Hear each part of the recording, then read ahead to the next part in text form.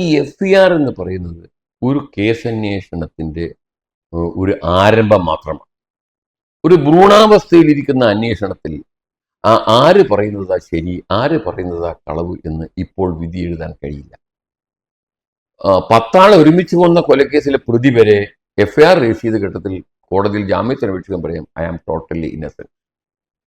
മാത്രമല്ല, നമ്മുടെ നീതി സംഹിത എന്നെ പറയുന്നത് എന്താ, all are presumed innocent until proved guilty. കുറ്റക്കാരനാണെന്ന് കോടതി കാണുന്നവരെ എല്ലാവരും നിരപരാധിയാണെന്നാണ് നിഗമനം. അതിന്റെ അടിസ്ഥാനത്തിൽ ഒരാൾ കേസ് എടുക്കാതിരിക്കാൻ പറ്റുമോ, കേസ് രജിസ്റ്റർ ചെയ്യാതിരിക്കാൻ പറ്റുമോ, അന്വേഷിക്കാതിരിക്കാൻ പറ്റുമോ? ഇനി എന്തെല്ലാം അവസരമുണ്ട് ഒരു പ്രതിയായ ഒരാൾക്ക്. കേസന്വേഷണത്തെ ചോദ്യം ചെയ്തുകൊണ്ട് കോടതി പോവാം, FIR-നെ ചോദ്യം ചെയ്തുകൊണ്ട് കോടതി പോവാം. ഇനി അതൊന്നും കോടതി സ്വീകരിച്ചില്ലെങ്കിൽ വിചാരണ ആരംഭിച്ച് കുറ്റപത്രം കൊടുത്തു കഴിഞ്ഞാൽ അതിനെ ചോദ്യം ചെയ്തുകൊണ്ട് കോടതി പോവാം. ഇനി അതും കഴിഞ്ഞ് അയാൾ കുറ്റക്കാരനാണെന്ന് കണ്ടാൽ അദ്ദേഹത്തിന് അപ്പീൽ പോവാം. ഇതെല്ലാം ഇനി വർഷങ്ങളോളം നീണ്ടു നിൽക്കുന്ന ഒരു പ്രോസസ്സാണ്. അതിൻ്റെ ഇടയിൽ FIR രജിസ്റ്റർ ചെയ്ത് കഴിയുമ്പോഴത്തേക്ക് തന്നെ ഒരാൾ കുറ്റക്കാരനാണെന്നോ അയാൾ നിരപരാധിയാണെന്നോ നമ്മൾ വിധി എഴുതാൻ പറ്റുമോ? ഒരിക്കലും പറ്റും. കാരണം എല്ലാ കേസിലെ പ്രതികളും കേസന്വേഷണത്തിന്റെ ആരംഭത്തിൽ പറയുന്നത് ഞാൻ പൂർണ്ണമായി നിരപരാധിയാണെന്നാണ്. ആ ഒരു അർത്ഥത്തിൽ മാത്രമേ നിങ്ങൾ പറഞ്ഞ സിനിമാ താരത്തെ കുറിച്ചിട്ടുള്ള ആരോപണത്തിൽ അദ്ദേഹത്തിന്റെ പ്രതികരണത്തെ കണക്കാക്കേണ്ടതുള്ളൂ. ഒരു സ്പെഷ്യൽ ബെഞ്ച് രൂപീകരിച്ചു ഈ ഹേമ കമ്മിറ്റി റിപ്പോർട്ടിനനുബന്ധിച്ചുള്ള എല്ലാ കേസുകളും കേൾക്കാൻ. അത് തന്നെ ബഹുമാനപ്പെട്ട കേരള ഹൈക്കോടതി ഈ വിഷയത്തിൽ അതീവ താല്പര്യവും എക്സ്പെഡീഷ്യസ് പെട്ടെന്നുള്ള നീതി നിർവഹണം, justice delayed is justice denied അല്ലേ തന്നെ ഈ കമ്മിറ്റി വെക്കാൻ വർഷങ്ങൾ പിടിച്ചു. കമ്മിറ്റി 2 കൊല്ലത്തോളം പഠനം നടത്തി, തെളിവെടുത്തു, ഗവൺമെന്റ് കൊടുത്തു. ഗവൺമെന്റ് 4.5 കൊല്ലം വെച്ച് പാർപ്പിച്ചു. അതുമെല്ലാം മനസ്സിലാക്കിക്കൊണ്ടാണ് ഇനിയെങ്കിലും ഇരകൾക്ക് വേഗത്തിൽ നീതി ലഭിക്കാൻ ഉതകത്തക്ക രീതിയിൽ വേഗത്തിൽ ഒരു തീർപ്പുണ്ടാവാൻ വേണ്ടി, ഈ ഹൈക്കോടതിയിൽ വരുന്ന കേസുകൾക്ക് പെട്ടെന്ന് തീർപ്പുണ്ടാവാൻ വേണ്ടി ഇങ്ങനെ ഒരു ബെഞ്ച് രൂപീകരിച്ചിരിക്കുന്നു. അത് നല്ല ഒരു ലക്ഷണമാണ്, ഒരു നല്ല മെസ്സേജാണ് നൽകുന്നത്. സ്ത്രീ സുരക്ഷയെ സംബന്ധിച്ച് കേരള ജുഡീഷ്യറി അതീവ തൽപരനാണ് എന്ന ഒരു മെസ്സേജാണ് അത് നൽകുന്നത്. നിങ്ങളറിയുമോ എന്തുകൊണ്ടാണ് സർക്കാർ കേസ് രജിസ്റ്റർ ചെയ്യാൻ പ്രേരിപ്പിക്കാത്തത്? ഒരു ക്രൈം രജിസ്റ്റർ ചെയ്ത് കഴിഞ്ഞാൽ സർക്കാരിന്റെ അകത്തളങ്ങളിൽ ഒളിച്ചിരിക്കുന്ന എല്ലാ തെളിവുകളും ഈ ഇൻവെസ്റ്റിഗേഷനോടനുബന്ധിച്ച് കണ്ടെടുക്കാൻ പോലീസിന് അധികാരം കിട്ടും. അവിടെ പോലീസിന് മുമ്പിൽ മുഖ്യമന്ത്രിയല്ല രാഷ്ട്രപതിയാണെങ്കിൽ പോലും ഒന്നും മറച്ചു വെക്കാൻ കഴിയില്ല. അത് ഒഴിവാക്കാൻ വേണ്ടിയാണ് ഈ SHO മുഖാന്തരം ഈ റിപ്പോർട്ടിന്റെ അടിസ്ഥാനത്തിൽ കേസ് രജിസ്റ്റർ ചെയ്യാത്തത്.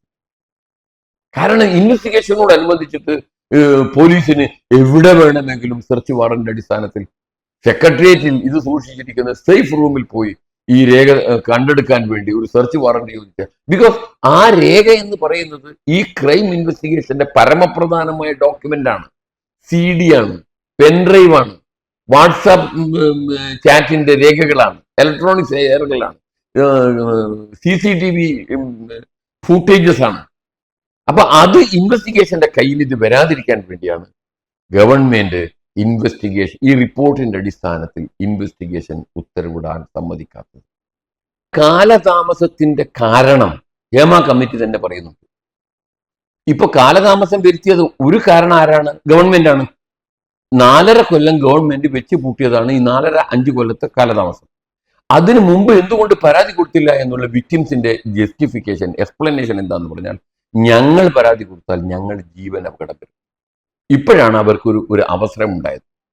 അപ്പൊ ഭയന്നുകൊണ്ട് പരാതി കൊടുക്കാത്തതിന്റെ പേരിൽ അങ്ങനെയാണെങ്കിൽ എല്ലാ കുറ്റകൃത്യവും ഭീഷണി കൊണ്ട് ആളുകളെ വിരട്ടിയിട്ട് ഇല്ലാണ്ടാക്കാലോ.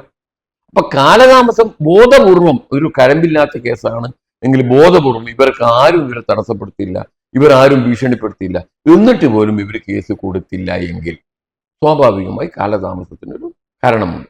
ഈ കാലതാമസം ഹേമ കമ്മിറ്റിയിലെ ഫൈൻഡിങ് തന്നെ ഇരകൾ കമ്മീഷൻ റിപ്പോർട്ട് വന്നിട്ട് പോലും മൊഴി കൊടുക്കാൻ അവർ ധൈര്യം കാണിക്കാത്ത, അവരെ ജീവന് സുരക്ഷയില്ല എന്ന മൊഴി കമ്മീഷൻ റെക്കോർഡാക്കി. അതുകൊണ്ട് കാലതാമസം എല്ലാത്തിനും ഉണ്ട്. കാലതാമസം ഒരു മർഡർ കേസിന് പോലും കുറെയൊക്കെ 30 കൊല്ലത്തിന് ശേഷമാണ് കേരളത്തിൽ ഒരു IGയെ വ്യാജ ഏറ്റുമുട്ടൽ കേസിൽ പ്രോസിക്യൂട്ട് ചെയ്ത് ജയിലിൽ പാർപ്പിച്ചത്. 30 കൊല്ലമാണ് എടുത്തത്. അപ്പൊ കാലതാമസത്തിന് ഓരോന്നിന്റെ ജസ്റ്റിഫിക്കേഷനും എക്സ്പ്ലനേഷനും ഉണ്ടെങ്കിൽ കാലതാമസം ഒരിക്കലും ഒരു പ്രശ്നമില്ല. ഞാൻ പറയാം, ഇന്നലെ ഒരു സംഭവം ഉണ്ടായി. ഇന്നലെ കഴിഞ്ഞ കുറച്ച് ദിവസങ്ങൾക്കുള്ളിൽ കേരള കോൺഗ്രസിന്റെ നേതാവ് ജോസഫ് പുതുശ്ശേരി ഈ റിപ്പോർട്ടിന്റെ അടിസ്ഥാനത്തിൽ റിപ്പോർട്ട് വെളിവാക്കുന്ന കുറ്റകൃത്യങ്ങളെ കുറിച്ച് അന്വേഷിച്ച് കേസെടുക്കണമെന്ന് പറഞ്ഞുകൊണ്ട് മ്യൂസിയം പോലീസ് സ്റ്റേഷനിൽ ഒരു പരാതി കൊടുത്തു. ആ മ്യൂസിയം പോലീസ് സ്റ്റേഷനിൽ SHO ആ പരാതി സ്വീകരിച്ചില്ല. ഇത്ര സീരിയസ് ആയ കുറ്റകൃത്യങ്ങളെ സംബന്ധിക്കുന്ന ഒരു പരാതി കൊടുത്തിട്ട് ആ പരാതി സ്വീകരിച്ചില്ല എന്ന് മാത്രമല്ല, ആ ദിവസം തന്നെ അദ്ദേഹം ഇമെയിലായിട്ടും രജിസ്റ്റേർഡ് പോസ്റ്റായിട്ടും പരാതി അയച്ചു. അത് കിട്ടി, അക്നോളജ്മെന്റ് വന്നിട്ട് ഈ നിമിഷം വരെ കേസ് രജിസ്റ്റർ ചെയ്തിട്ടില്ല. അങ്ങനെ സ്ത്രീകളെ സംബന്ധിക്കുന്ന കുറ്റകൃത്യത്തെ സംബന്ധിച്ച് പരാതി ലഭിച്ചിട്ട് സ്റ്റേഷൻ ഹൗസ് ഓഫീസർ കേസ് എടുത്തിട്ടില്ലെങ്കിൽ പുതിയ ന്യായസംഹിത 199C വകുപ്പ് അനുസരിച്ച് 6 മാസത്തിൽ കുറയാത്തതും 3 വർഷത്തോളം ശിക്ഷാർഹമായ ഒരു കുറ്റമാണ്. അതിന്റെ അടിസ്ഥാനത്തിലാണ് ഇന്ന് ജോസഫ് പുതുശ്ശേരി കേരള ഹൈക്കോടതി റിട്ട് ഫയൽ ചെയ്തിരിക്കുന്നത്. അദ്ദേഹം കൊടുത്ത പരാതിയിനുള്ള തറോ ഇൻവെസ്റ്റിഗേഷൻ വേണം. ആ പരാതി സ്വീകരിച്ച് FIR രജിസ്റ്റർ ചെയ്യാത്ത ആ സ്റ്റേഷൻ ഹൗസ് ഓഫീസർക്കെതിരെ ന്യായസന്നിധിയിലെ 199C അനുസരിച്ച് ശിക്ഷാർഹമായ കുറ്റമായതുകൊണ്ട് അദ്ദേഹത്തിന് പേരിൽ ക്രിമിനൽ പ്രോസിക്യൂഷൻ ആരംഭിക്കണം.